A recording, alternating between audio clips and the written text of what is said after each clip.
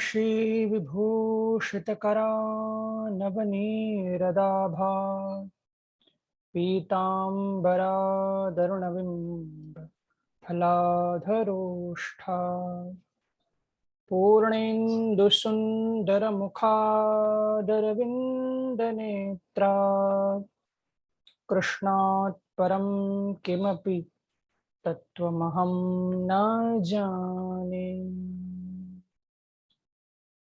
श्री बांके बिहारी तेरी आरती गाओ, बांके बिहारी तेरी आरती गाओ।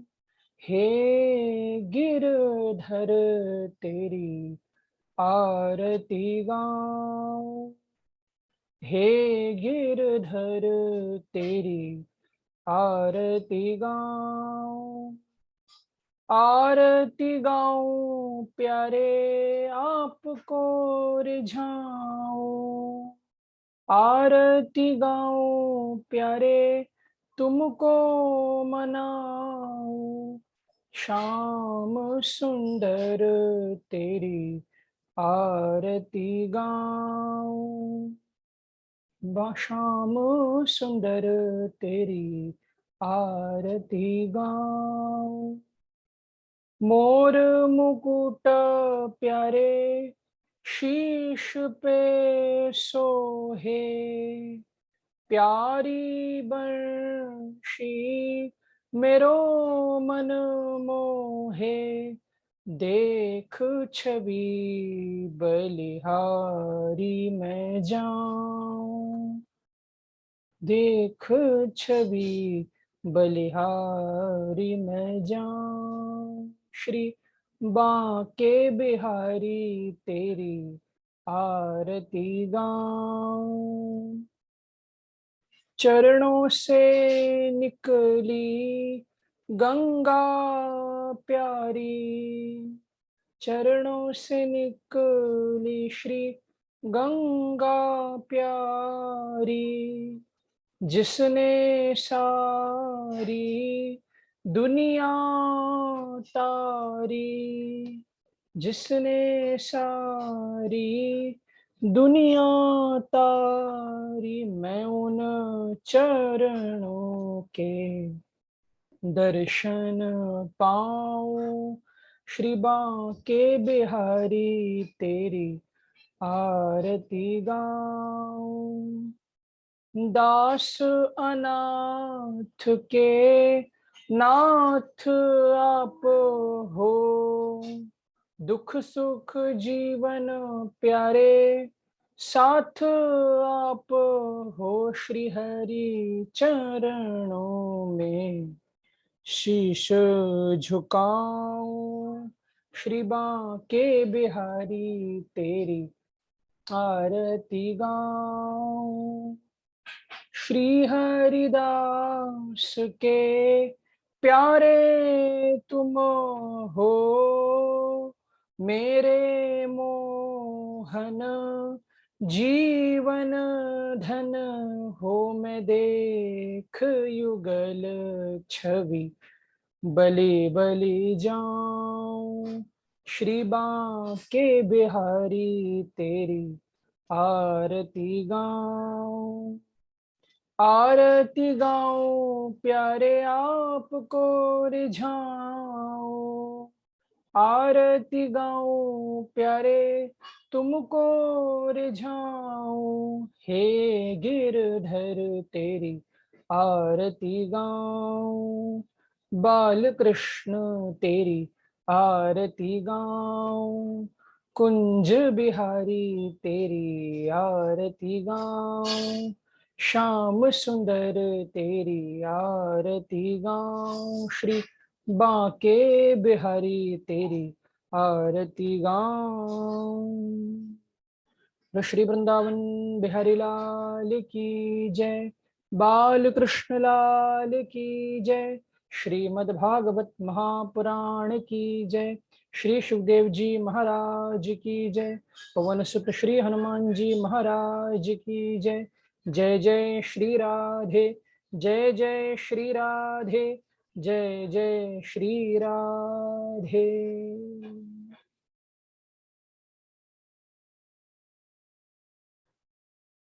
गुरुर्ब्रह्मा गुरुर्विष्णु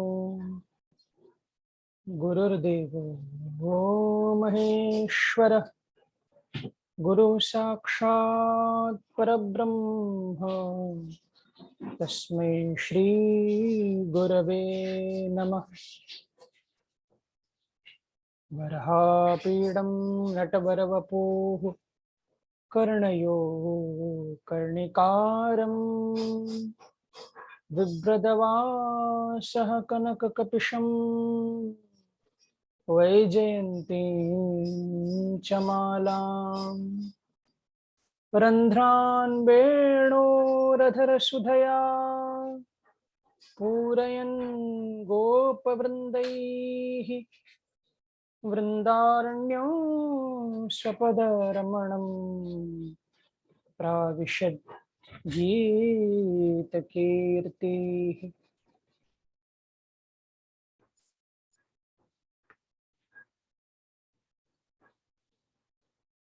नमः कुञ्जविहारिण्ये नमः कुञ्जविहारिणे स्वामी श्रीहरिदासाय गुरुणां गुरवे नमः। गोपालबालं भुवनैकपालं संसारमाया मतिमोहजालं यशो विशालं शिशुपालकालं बालं मुकुन्दं मनसा स्मरामि। ध्येयं सदा परिभवग्नमभीष्टदोहं तीर्थास्पदं शिवविरञ्चिनुतं शरण्यं भृत्यार्तिहं प्रणतपालभवाब्धिपोतं वन्दे महापुरुषते चरणारविन्दं कृष्णत्वदीयपदपङ्कजपञ्जरान्ते अद्यैव मे अविशतु मानसराजहंस प्राणप्रयाणसमये कफवातपित्तैः कण्ठावरोधनविधो स्मरणं कुतस्ते।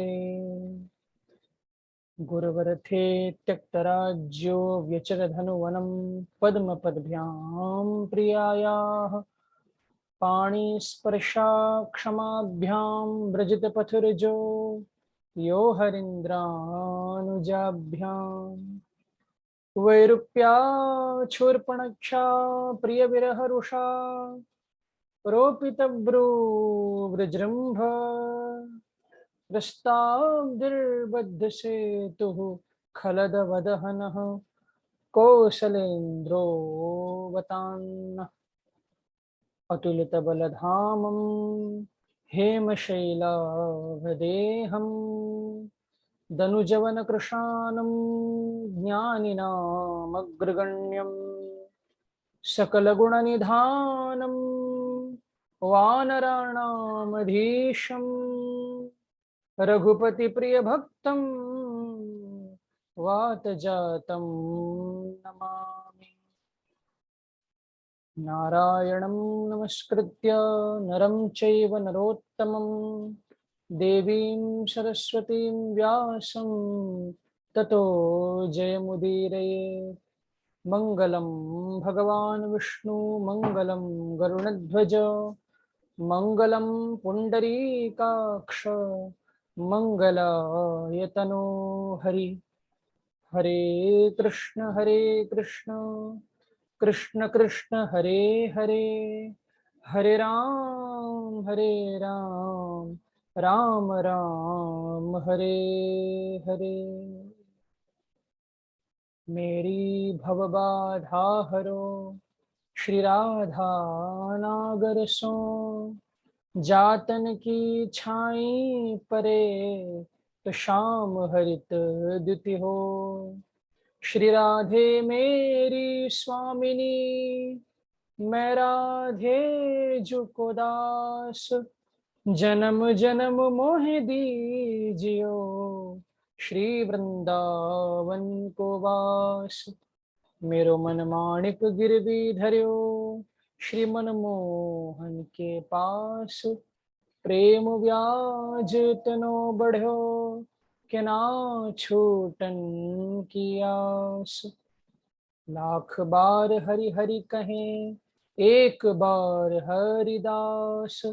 अति प्रसन्न श्री लाडली, सदा विपिन को वास।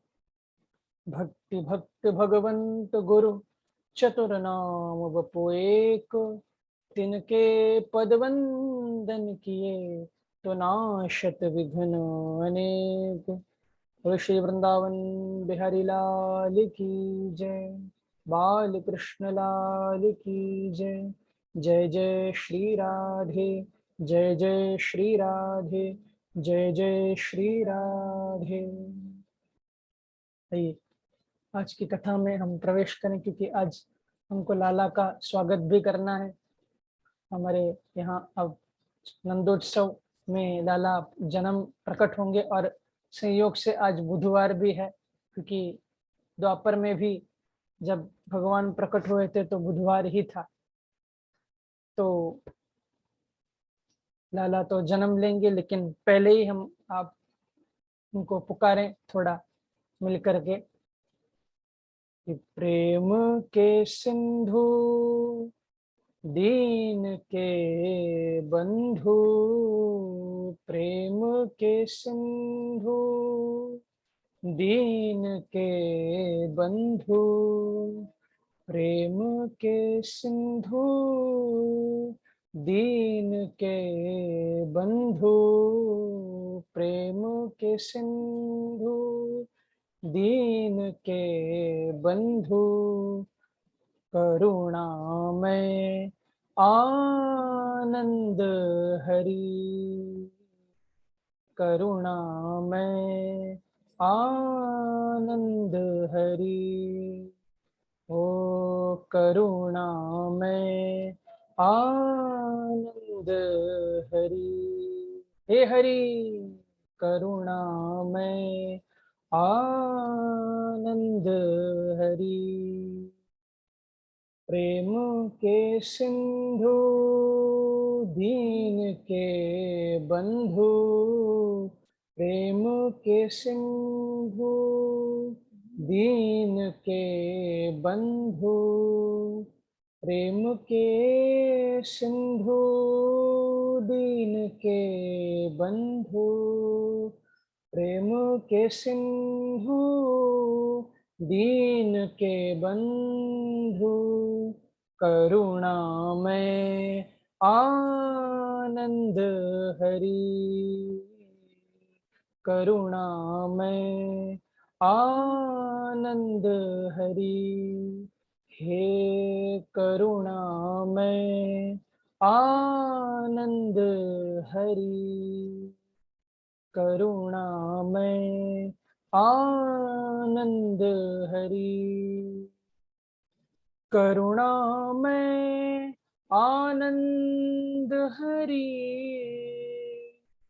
करुणामय आनंद हरि, करुणामय आनंद हरि। हे करुणामय आनंद हरि, करुणामय आनंद हरि, करुणामय आनंद हरि।